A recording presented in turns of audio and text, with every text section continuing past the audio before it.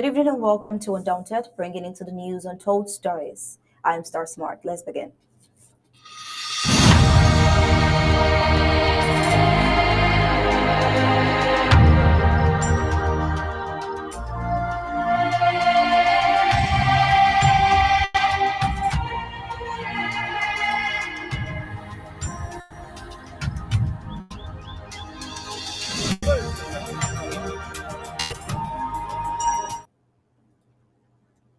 Time and time again, we've said that it is crucial and expedient that a fact finding mission be carried out in southern Cameroon's Ambazonia to know the truth and bring La Republic to Cameroon to book.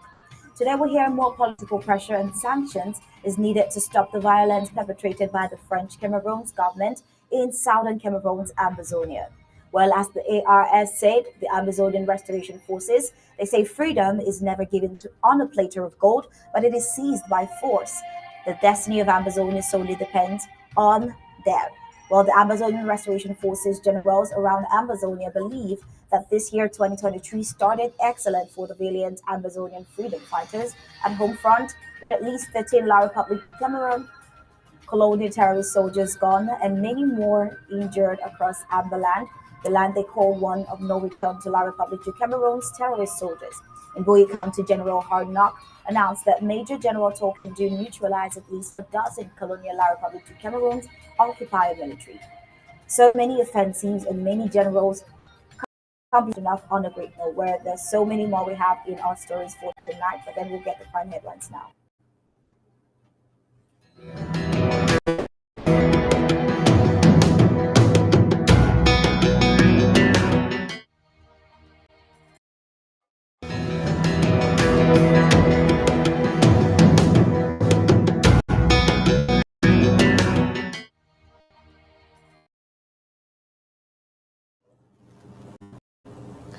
All right, let's get the prime headlines. Restoration forces shattered an armored car, killing its occupants. All right, also today we're going to be looking at the significance of CIMAC and the head of state meeting. Also today, Manu County Restoration Forces urges Amazonians to continue supporting their warriors. Traditional rulers, others killed in Menchum County. Fire for firepower, very promising in 2023. Today, we're going to be looking at the U.S. independent fact-finding mission to Cameroon and also Biden's potential bid for a second term as it runs in jeopardy. Let's get the news in detail.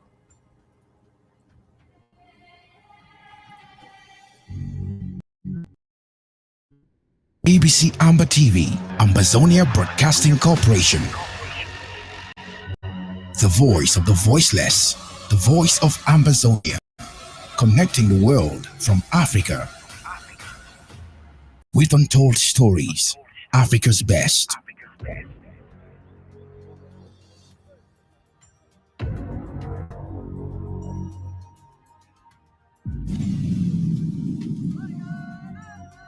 We the people.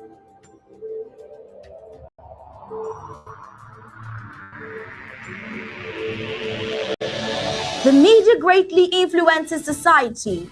They inform people about what is happening. It permeates people's lives by creating their own criteria and opinions. In this way, the media moves the masses, creating different social movements. For over 60 years, the people of Ambazonia were deprived of such privileges. the privilege to enhance their own criteria and opinion. They have suffered cultural genocide for 6 long decades, but not in this age, not with Undaunted ABC Amber News on board. You must understand that wars are fought and won in the media. The speed of the revolution on Ambazonia's quest for freedom cannot be explained without highlighting the diligent use of the media. Franco-Cameroon colonizers, among other strategic moves, weaponized the media against Ambazonia for so long, and they continue to do so even today. The question would be, how much do the oppressed people of Ambazonia need to counter the media rage?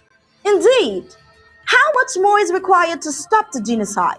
The carnage in Amazonia didn't start today. In 1961, 1972, 1984, 1992, Amazonians were slaughtered in huge numbers and help was not forthcoming. Why? Because the oppressor was the piper in the media.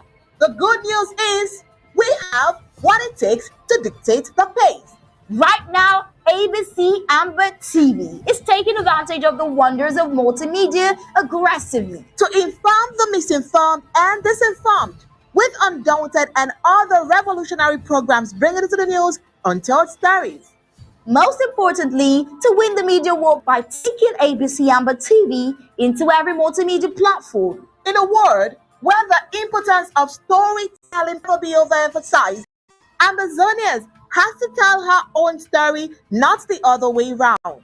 And like we say it always, Amazonia must narrate her story accurately. We can do this together, you know, right? You are just a click away. Visit our website at www.abcambertv.com, and the steps are quite simple. With just a click on the website, you can become a club member with so many benefits. You can also make a one-time donation, advertise and showcase your goods and services at the marketplace on the website. That was easy, right? You're welcome on board. And thank you for opting for the winning team.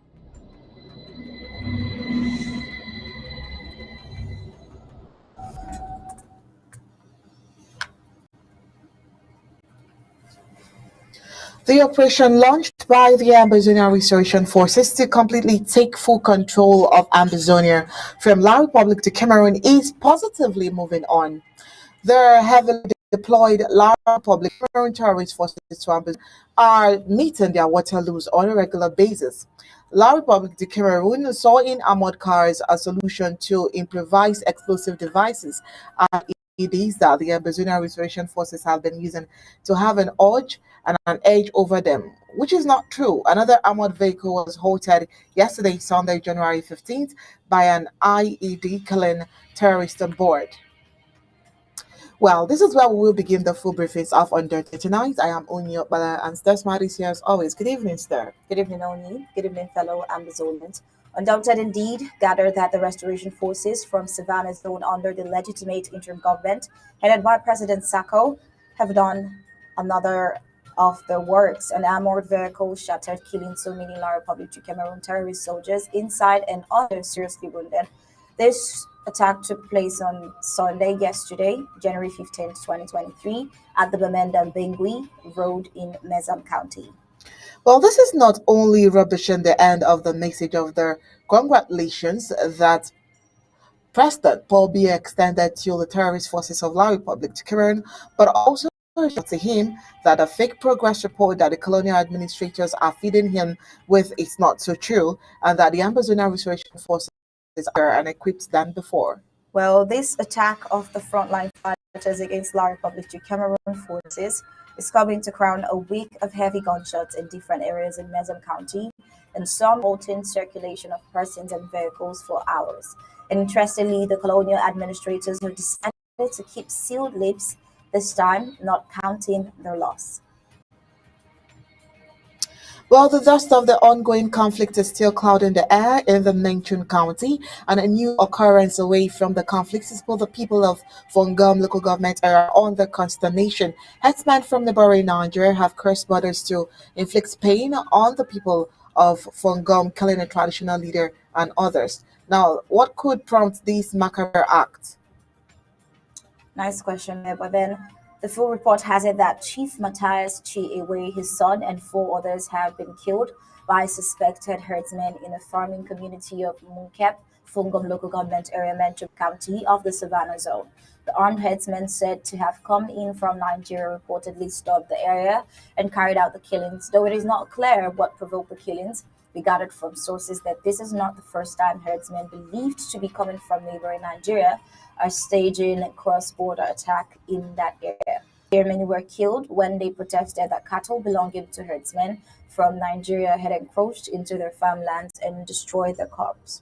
Well, although no authority has made any official statement, looking at the course of the conflict, we go back to the incident that began in November 2022 when nomadic Fulani herdsmen from Nigeria reportedly grazed cattle on farmland at Gayama. The owner of the farmland hit back, shooting two herders to death. This provoked a counterattack from Fulani herders who rather went on an explosive operation with sporadic wanton killing on the Esu community living at their borders. People living at the peripheral localities of Esu, where farmers grazier clashes are common in that area. The problem dates back to decades.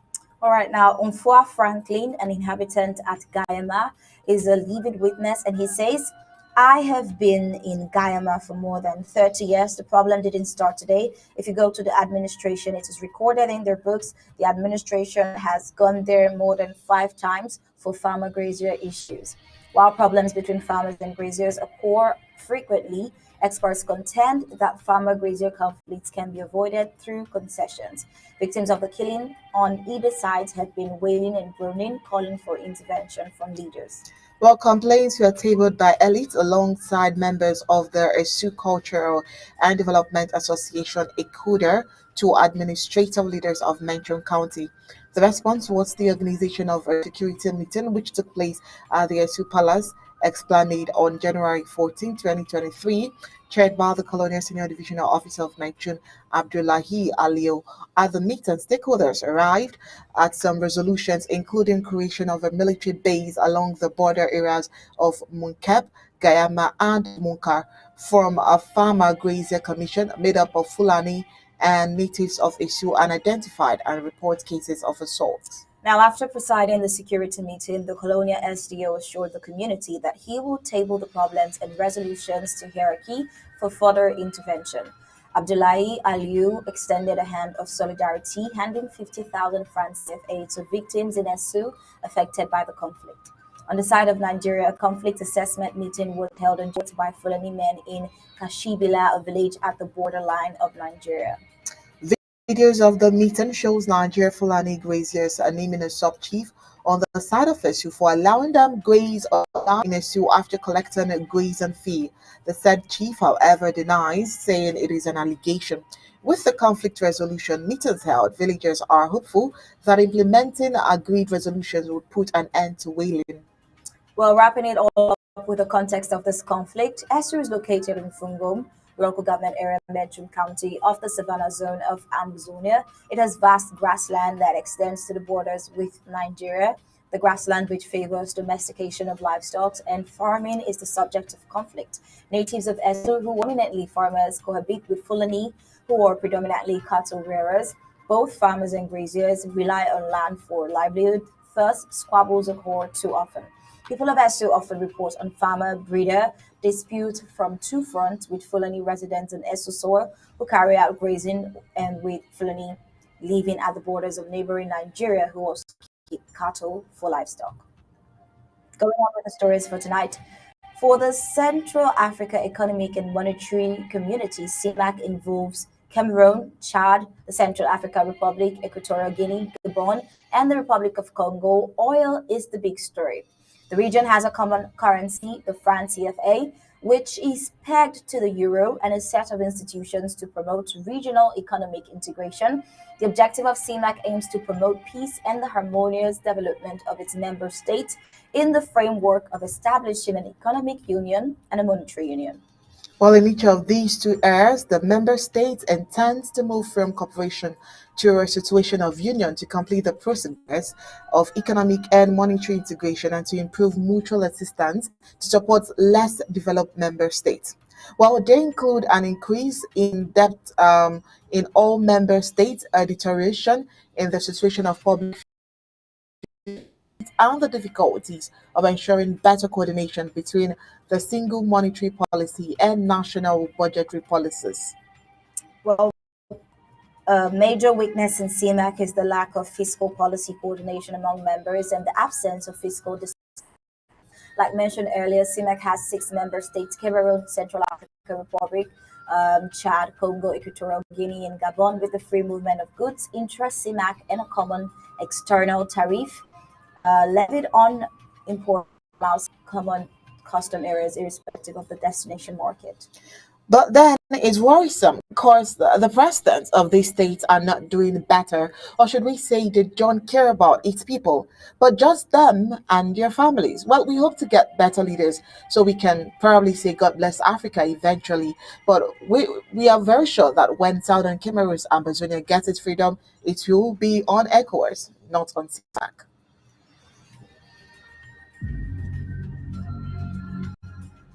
We the people, ABC Amba TV, Amazonia Broadcasting Corporation.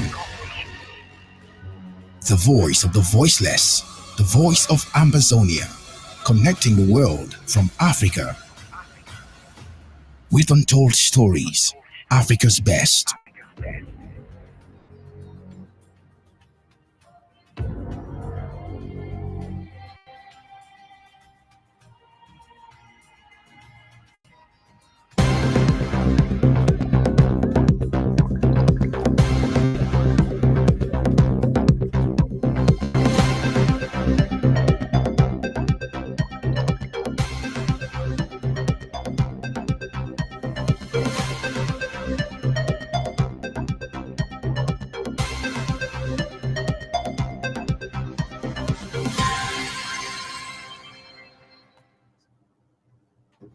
All right, and this is a breaking news. The elite squad from Mayu County attacked a military base where La Republic to Cameroon terrorist soldiers were illegally stationed. Well, this attack led military officials to realize that their presence in southern Cameroon's territory would likely send them to their early graves. The surgical and lethal attack against the occupier resulted in the death of so many La Republic du Cameroon terrorist soldiers, with few of them seriously wounded. So many munitions were taken away from La Republic du Cameroon's military base. Well, Manfei Manyu restoration fighters sent a message saying, funding our counties and local government areas should be our collective responsibilities, and are calling on all Manyu sons and daughters and all genuine Southern Cameroonians to continue supporting the warriors of Amazonia until homeland is totally restored. A catch from their message to Amazonians says, freedom is never given on a platter of gold, but it is seized by force. They say our destiny solely depend on us. One people, one power. See Manu Security Report. Well, the new year 2023 started excellently for the Amazonia restoration fighters at home front, with at least 13 La Republic to Cameroon colonial terrorist soldiers deleted and many others injured across Amberland. Well, they say, of course, they should know by now that Amberland is a land of no return. This summary dates back from January 12, 2023, when the liberation fighters laid ambush through an improvised explosive device IED attack on a La Republic du Cameroon terrorist convoy along the Bamenda Mbengui Road by the Bamenda Brigade.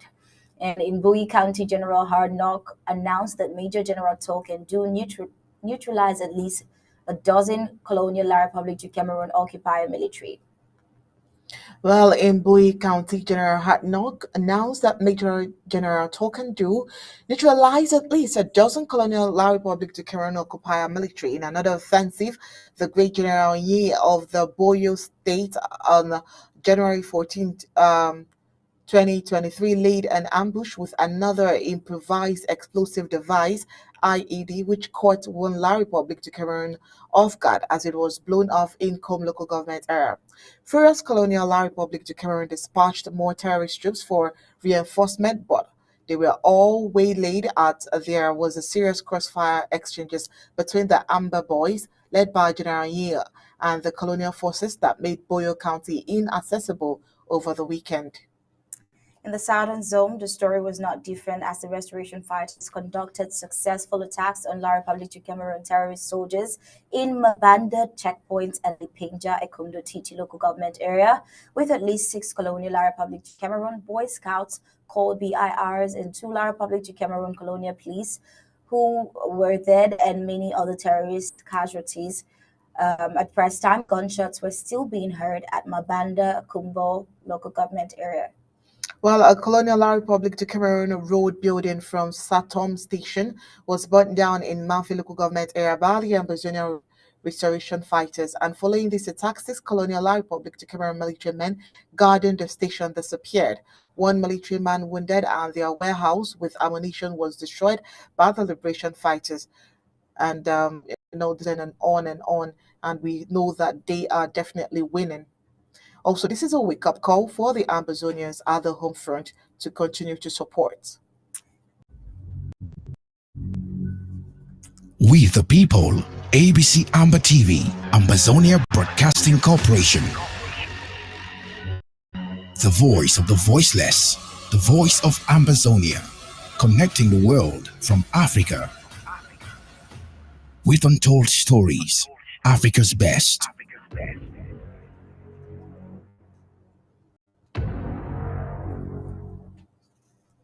We have reported severally the crucialty and expedience that a fact-finding mission be carried out in southern Cameroon's Ambazonia to know the truth and bring La Republic du Cameroon to book. A message says more political pressure and sanctions needed to stop the violence perpetrated by the French Cameroon government in southern Cameroon's Ambazonia. Now let's take a look at some Facebook reaction to these. According to Banda Ngenge, it is an old meeting, although some actions have been taken already by the US against the regime.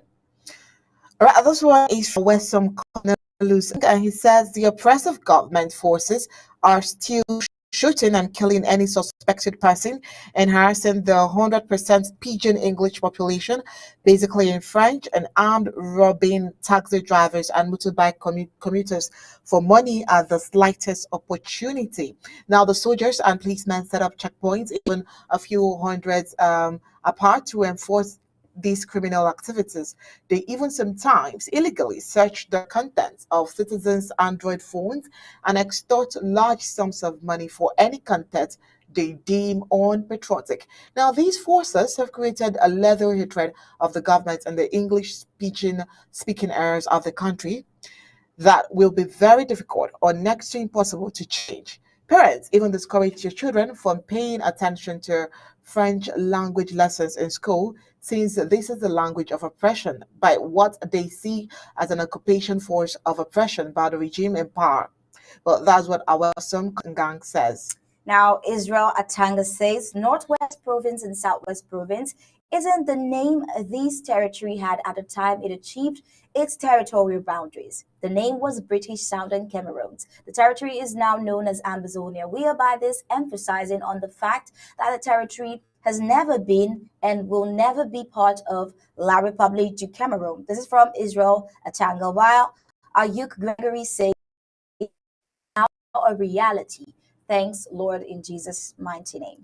All right, like we stated earlier, this is Facebook reaction to the fact finder mission. We have another one here from Francis Njog, and he says, are they going to go right to the affected areas in the of the regions to talk independently to the grassroots affected, or are they going to end up only in Yaoundé and hear only the cooked rice of La Republic du Cameroon? All right, now this one is from Tangwan George, and he says the press in Cameroon rather, has been badly handicapped to cover the atrocities committed in the northwest southwest regions. The gleam light is seemingly going to be seen at the end of the tunnel. Here also Christian Sue says this should just be diplomacy. US does not lack real and concrete facts. And to the very last reaction to the fact-finding mission in Amazonia is from Umbulav Spelian Unsoyuni, who says action is better than still planning to talk. The US should act now. Why have this gone on for so long? All right, on the international scene here, let's take a look at Biden's potential bid for a second term in Joe Party. As President Joe Biden is rumored to soon announce the 2024 bid for re-election, the developing investigation into several batches of classified documents found in his possession could cause turmoil for a potential campaign. Well, this week, news broke of three sets of classified documents found at the Penn Biden Center and in two separate locations at the president's home in Williamton, Delaware. On Saturday, White House Special Counsel Richard Sauber revealed that five additional pages of classified material found at Biden's home Thursday when attorneys with security clearances went to the location. Though many Democratic and Republican strategists believe the classified documents scandal won't play a major role in Biden's 2024 aspirations, some political insiders told Fox News Digital that it's still not an ideal situation for a president seeking re-election, particularly as it opens Biden up to GOP attacks. Well, Kevin Wallang, a Democratic strategist, said he does not think the documents will affect Biden's decisions to run for re-election. He says in his words, and I quote, "I think the president, from what I have seen and heard, has made up his mind to run, and clearly he knew what an issue when the were turned over last fall. He says he was down with his family in the Caribbean, and all indications are that he is running for office and that he plans to run hard and win." Whelan said. So I don't think this is going to actually affect his thinking on 2024 whatsoever. Well, Biden's former press secretary Jen Psaki also said it wouldn't be great for presidents to go under a special counsel so soon to launching his re-election campaign. No one wants a special counsel. You don't go into a year before you may run for president and think, I want a special counsel this year. No one wants that, she said. She also said the documents being left behind was sloppy staff work in a transition between administrations, but said it could provide over the long term, even if it brings short-term pain, being to their benefit. Well, a Democratic strategist who asked to remain anonymous also worried for Biden, telling Dirk Hill, he says this is going to be a pretty big problem for the president. Republicans have always been good at drumming up scandals, and even though the situation here with Biden is completely different, the situation involving Trump, they are going to act like this is a huge deal. Rodell Moneo, another Democratic strategist, agreed, claiming the two situations were apples to oranges, but Republicans won't treat it that way. Well, we will continue to bring you up to speed as the story unfolds.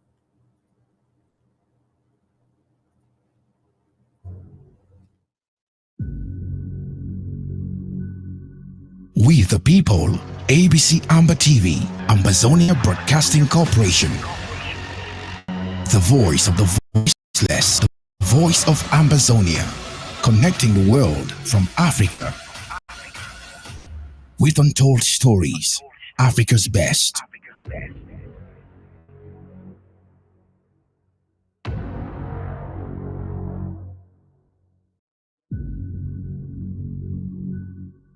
We the people, ABC Amba TV, Ambazonia Broadcasting Corporation. The voice of the voiceless, the voice of Ambazonia, connecting the world from Africa with untold stories, Africa's best.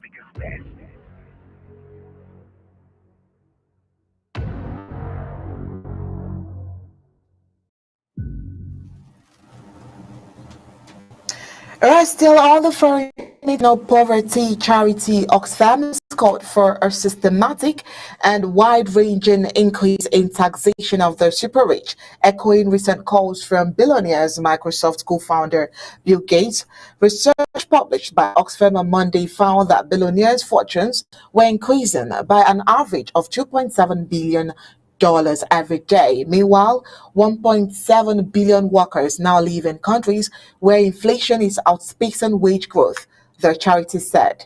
Now, Oxfam said imposing a tax of up to 5% on multimillionaires and billionaires could raise $1.7 trillion dollars annually, enough to lift 2 billion people out of poverty. According to its findings, over the past decade, the world's wealthiest 1% of people have captured two-thirds, that is over half of all new worth created since 2020, amounting to 42 trillion US dollars. That's twice as much as the wealth captured by the bottom 99% of the global population over the same period.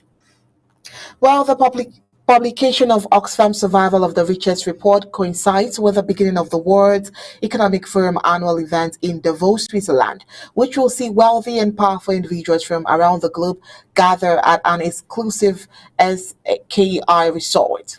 Political and business leaders from around the world are convening in the Swiss resort town of Davos. Now, the theme for this year's meeting is Cooperation in a Fragmented World. France 24th Kate Moody is in Davos and tells us what we should expect.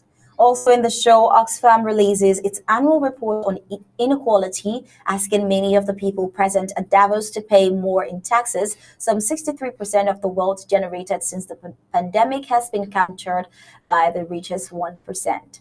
Interestingly, America is still in the lead when it comes to housing billionaires, with 735 people living in the US having billionaire status, according to Forbes. Oxfam said over the last 40 years, governments across Africa, Asia, Europe, and the Americas have slashed the income tax rates.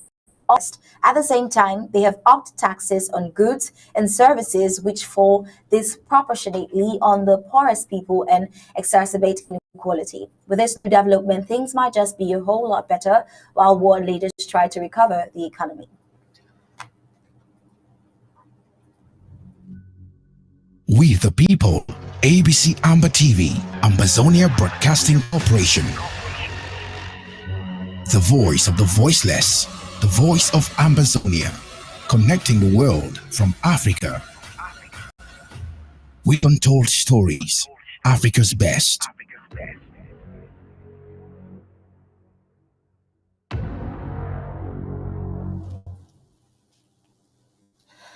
Right, and coming up next, let's bring you the editorial.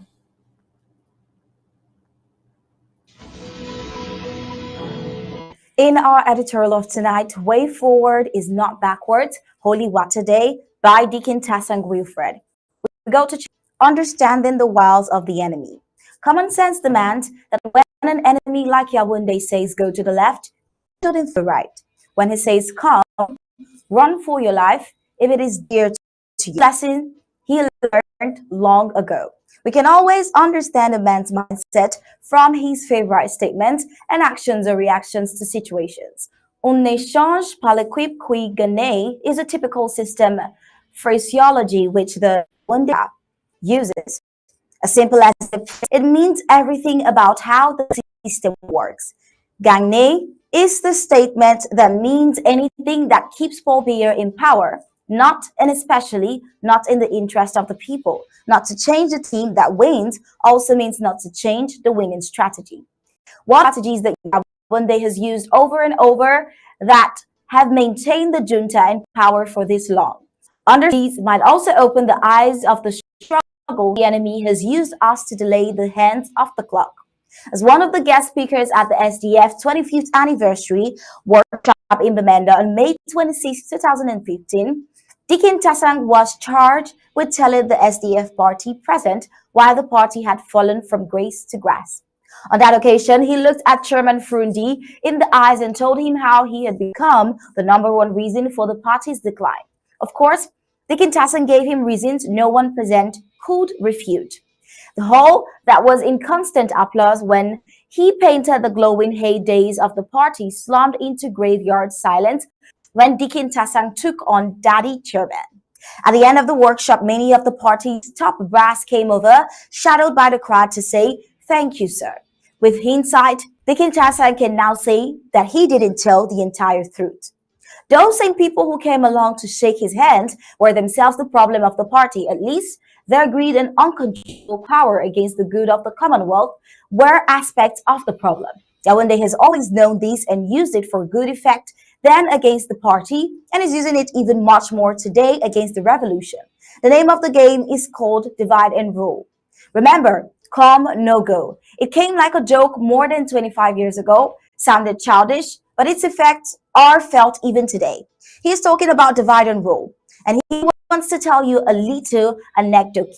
Sometime in 2011, when Club 2020, a political column which yours patriotically ran in the Post newspaper, was pushing the SDF party to consider Joshua Osei and Kawala as the party's possible candidates for that year's presidential elections. Something happened that exposed Kintasang at dusk. One evening, he received a call from Kawala and they met at Jua Hotel on Station Hill, Bamenda. Amongst other people present in the meeting, the proprietor himself, the Honorable Paulinus Jua. It didn't take long for Lady Walla to tell her story. In a few words, some very highly placed personalities within the ruling party in government approached her and convinced her to put up her candidature in the upcoming elections. They would bankroll her campaign and support her. Kawala had yielded. That was of that meeting. To put up her candidature, she had to resign from the party. That was how a rising star was pulled down. Another split. The timing couldn't have been better. Dikintasang didn't specifically know what his sister expected from him, but he left the meeting disappointed. Yawande had gotten this one too so cheaply. Kawala was not the first party stalwarts to fall to the lowly trick played by Yawande. The same thing had happened to Ni Big Ben when the French deceived him and abandoned him. Unfortunately, self-seeking people never learn. Those who know Kawala also know that she will be a key asset in any outfit she joins. She is a strategist and a great one and runs an NGO called Strategies. The first time Dikintasang met with her was his first trade union training workshop in Yaoundé about 10 years before the Joie Hotel meeting, which workshop she facilitated, and he left convinced the lady had a lot to offer. Take away from the party its chief strategist at the eve of elections, and you have dealt a badly blow. And Yaoundé did, and once more the SDF was greatly weakened. How was this game played? As you know, the editorial is me reading articles that Undaunted finds interesting and educative enough for every Ambazonian to hear. So just in case you want to see more articles, especially www.abcambatv.com for more. Tomorrow, we'll bring to you the subsequent version of this, the why. Well, subscribe, become a club member, and a part of this winning strategy. Find our payment details on your screen. I am Star Smart reporting for Undaunted ABC Amba TV.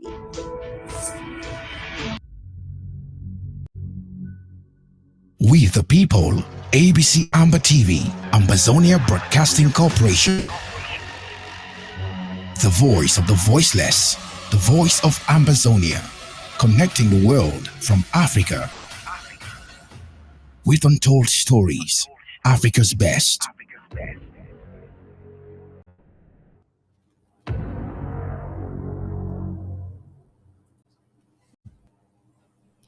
Thank you so much, Star Smart, for that report. Well, I'm sure that you can't wait for tomorrow to get the why of this particular article that we've taken for editorial. All right, and with that editorial, we've come to the end of Undaunted tonight. But before we go, here is a recap of our major stories. Well, restoration forces shattered an armored car killing its occupant. What is the significance of CIMAC head of state's meeting? Manu County Restoration Forces urge Ambazonians to continue supporting their warriors and traditional leaders, others killed in Menchum County. All right, tonight on Undaunted, we told you that Fire for Firepower has been very promising in this 2023. Also today, we looked at the U.S. independent fact-finder mission to Cameroon. And also today, Biden's potential bid for a second term in jeopardy. Well, this is a series we'll definitely bring as we continue to give you their daily bulletins. And with that, we've come to the end of Undaunted tonight.